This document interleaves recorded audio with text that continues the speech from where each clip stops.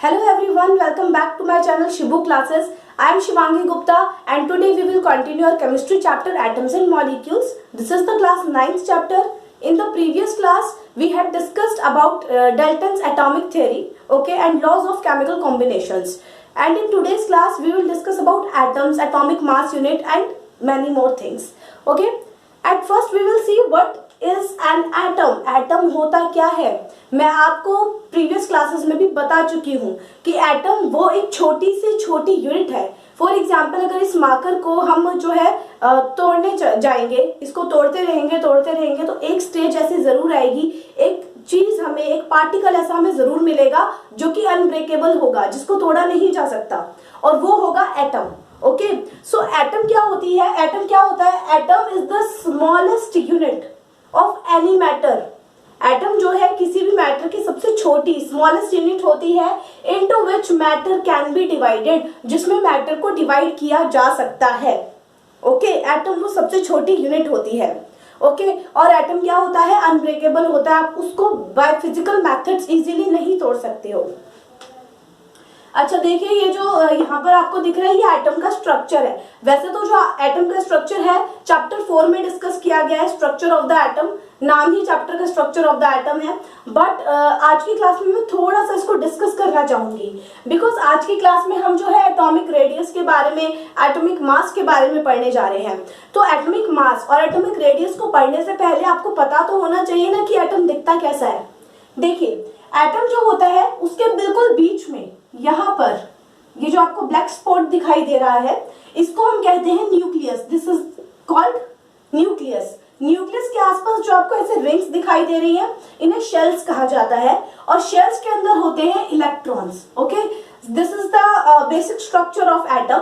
But आज की class में हमें एटम के स्ट्रक्चर पे ज्यादा फोकस नहीं करना है, हमें समझना है कि एटॉमिक रेडियस क्या होती है. देखिए, न्यूक्लियस का जो बिल्कुल सेंटर है, न्यूक्लियस के सेंटर से लेकर जो आउटर शेल है, सबसे बाहर जो शेल है, उस तक हम जो उसकी जो दूरी है, जो उसकी लंबाई अगर हम देखेंगे, जैसे सर्कल में हम रेडियस बनाते हैं बिल्कुल वैसे ही इसको हम कहते हैं एटॉमिक रेडियस. ये क्या होता है? Atomic radius. और एटॉमिक रेडियस को किस में मेजर किया जाता है? नैनोमीटर्स में. एक्चुअली नैनोमीटर बहुत ही छोटी यूनिट है.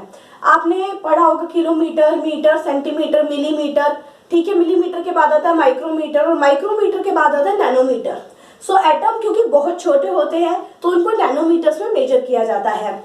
और आपको पता होना चाहिए कि 1 मीटर में 10⁹ नैनोमीटर्स पाए जाते हैं.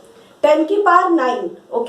मतलब कि आप यहाँ पे 0 को 9 टाइम्स लिख सकते हैं. इतने यहाँ पे 1 मीटर में 10⁹ नैनोमीटर्स पाए जाते हैं. बट हमें तो नैनोमीटर में मेजर करना है. अगर 1 मीटर में 10⁹ नैनोमीटर्स पाए जाते हैं तो 1 नैनोमीटर में कितने मीटर होंगे? 1/10⁹ मीटर.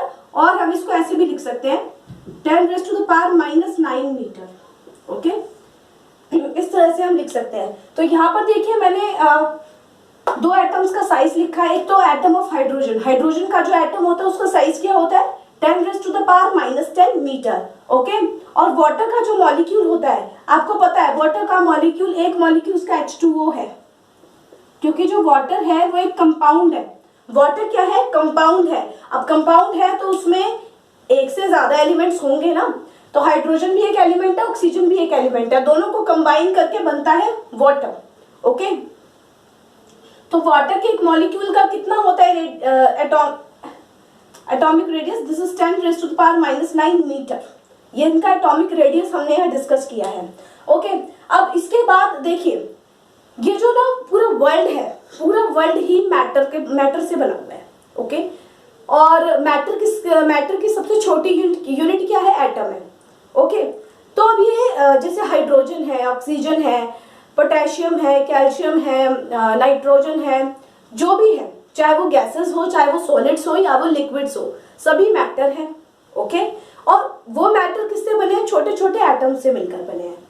तो एटम्स का भी कोई नाम होना चाहिए. जैसे हाइड्रोजन है, hydrogen is the name of an element. Hydrogen element का नाम है, और हाइड्रोजन के जो नाम का जो एलिमेंट है वो एटम से मिलकर बना है. किसके एटम से? हाइड्रोजन के ही. अब उनके पूरे नाम तो हमको पता है कि हाइड्रोजन का जो एलिमेंट है उसके अंदर हाइड्रोजन के ही एटम्स होंगे, तभी हाइड्रोजन बना. लेकिन उनको बार बार क्योंकि यूज किया जाता है, साइंटिस्ट लोग, केमिस्ट लोग उसको यूज करते हैं, तो वो बार बार पूरा नाम थोड़ी ना लिखेंगे, उसके लिए उनको सिंबल्स प्रोवाइड किए जाते हैं। तो सबसे पहले जिसने सिंबल प्रोवाइड किए थे एटम्स को वो थे जॉन डाल्टन।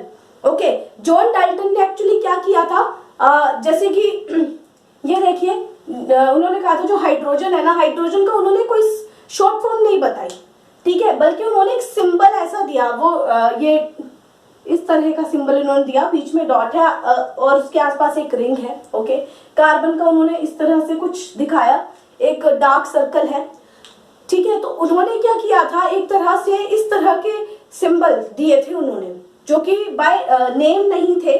हाइड्रोजन का था तो उसका पैटर्न कैसा बनेगा, कार्बन का था तो उसका पैटर्न कैसा बनेगा, इस तरह से उन्होंने बताया था, ठीक है। लेकिन उसको जो है बाद में इतना ध्यान नहीं दिया गया।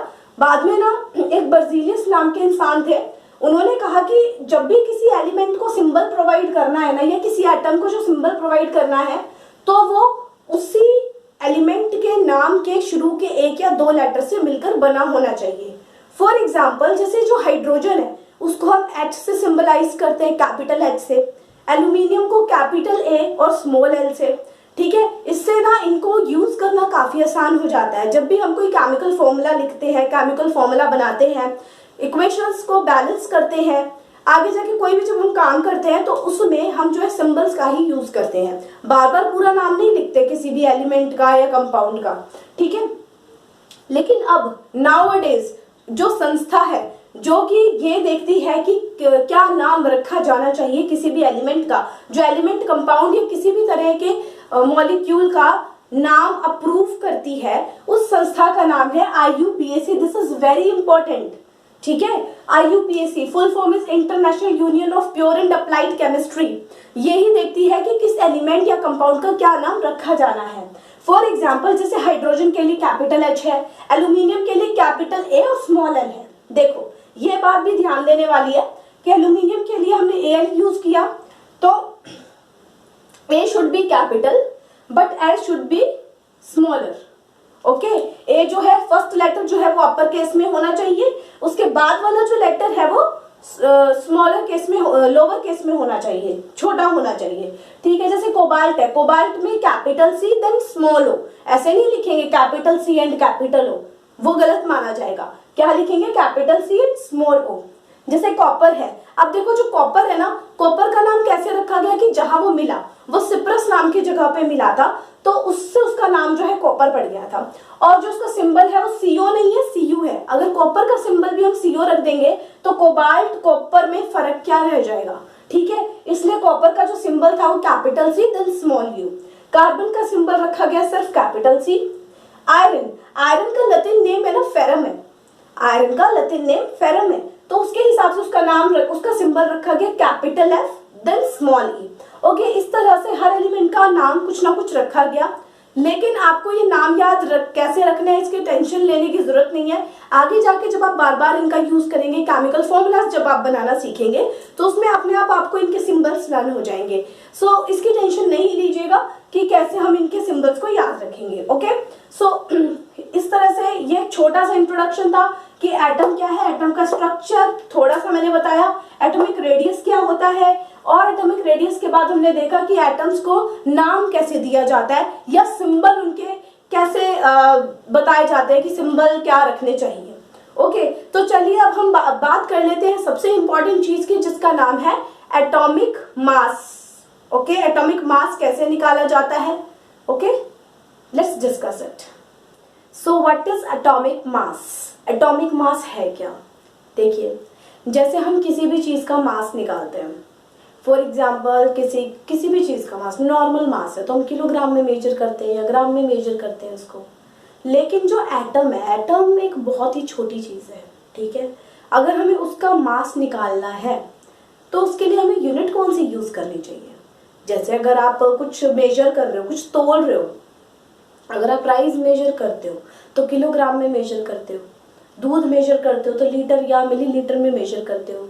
Okay, kilo litre, litre millilitre, ये सारी यूनिट्स होती हैं। बट मास जो कि बहुत छोटा है उसको हम कैसे मेजर करेंगे, ठीक है।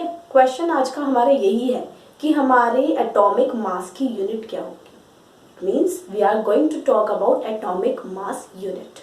ओके, तो अब देखिए जो एटम है वो बहुत ही छोटा है।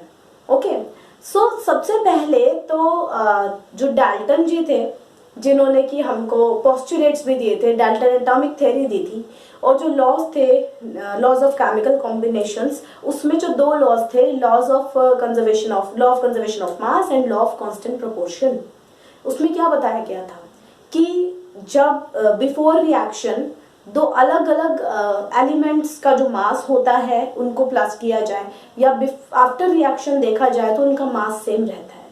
ओके, तो यहाँ पर हम बात करने जा रहे हैं कि एटॉमिक मास की यूनिट कैसे मेजर की जाए। तो सबसे पहले है ना, हमारे एनवायरनमेंट में एक्चुअली अर्थ पर यह माना जाता था कि oxygen is very essential. Okay, हाँ ऑक्सीजन एसेंशियल है, हम लोगों के जिंदा रहने के लिए बहुत ज़रूरी है, एसेंशियल है। लेकिन ऑक्सीजन को उस टाइम पे इसलिए ज़रूरी माना गया कि ऑक्सीजन को बेस बनाकर हम क्या करेंगे, बाकी जितने भी एटम्स हैं उनका एटॉमिक मास यूनिट बताएंगे कि क्या है।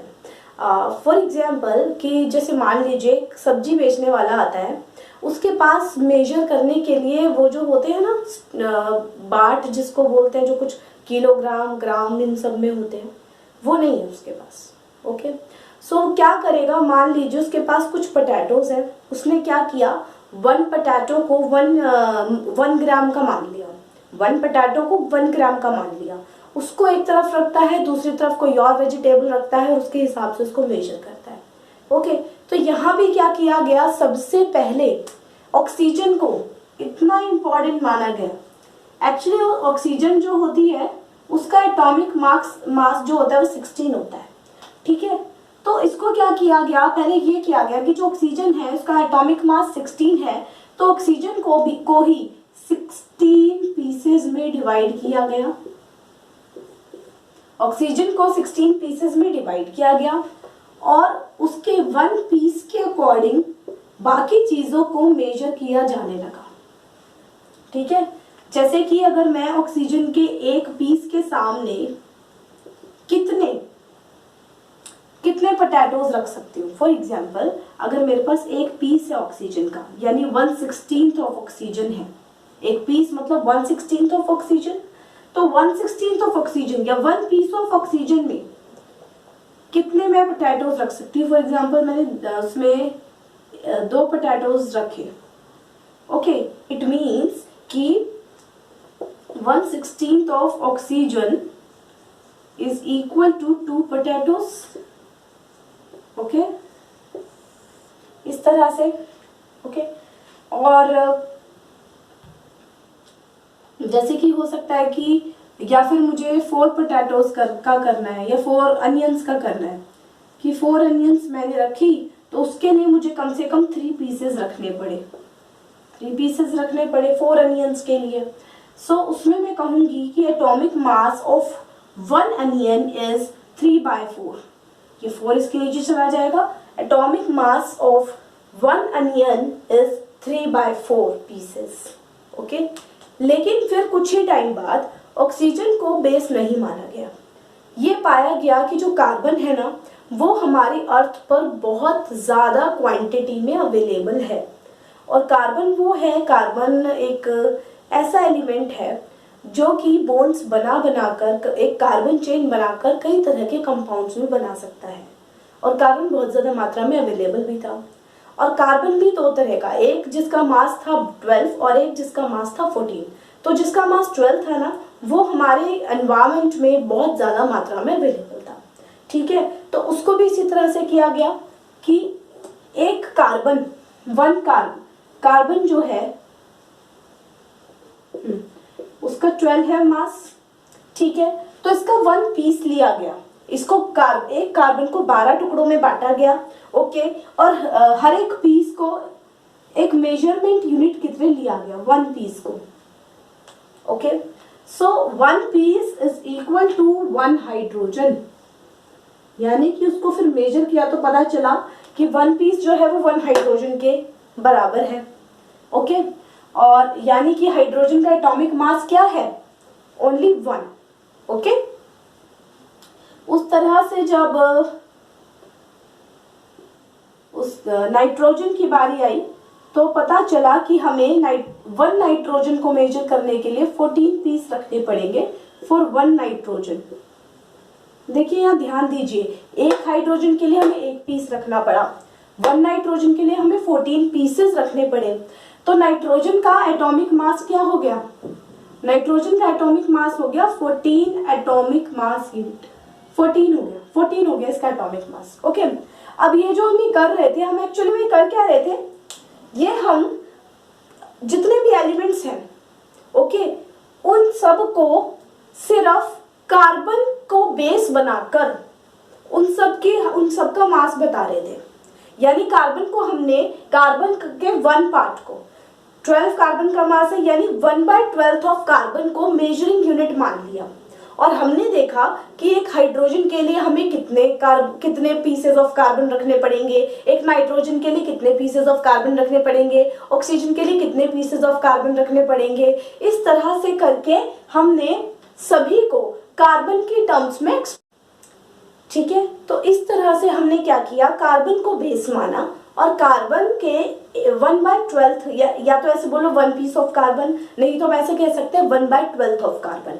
ठीक है, 1/12 ऑफ कार्बन के हिसाब से सबको हमने मेजर किया और इस तरह से हमने सबका मास निकाला। ओके, और आगे भी हम इसको इसी तरह से यूज करते हैं। ठीक है, तो चलिए हम नेक्स्ट क्लास में मिलते हैं। नेक्स्ट क्लास में जो नेक्स्ट क्लास है वो आपकी बहुत ही इंपॉर्टेंट होने वाली है, क्योंकि उसमें हम एक तरह से ये समझ लीजिए इस पूरे चैप्टर को ही समझने वाले हैं। उसमें हम ये समझने वाले हैं कि एटम्स क्या है, मॉलिक्यूल्स क्या है, एलिमेंट्स, कंपाउंड्स, आयंस और बहुत सारी चीज़ें जिसमें बच्चों को बहुत ज़्यादा कन्फ्यूजन होती है। ठीक है, वो टॉपिक मैं पिक करने वाली हूँ। ठीक है, so stay tuned. Okay, thank you so much, good bye, take care.